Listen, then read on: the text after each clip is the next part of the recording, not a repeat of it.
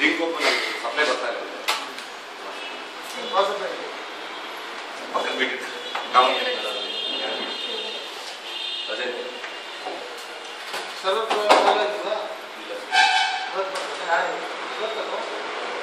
ಇಲ್ಲ H P complaint ಮಾಡಿದ್ದೆ sir. ಈಗ ಬೇರೆ ಹಾರ್ಡ್ ಡಿಸ್ಕ್ ಹಾಕಿದ್ರೆ ಒಳಗಡೆ ಕೋಡ್ ಸ್ಟಾರ್ಟ್ ಏನೋ ಪ್ರಾಬ್ಲಮ್ ಇದೆ, ಪವರ್ ಸಪ್ಲೈ ಕಮ್ಯುನಿಕೇಟ್ ಆಗ್ತಾ ಇಲ್ಲ.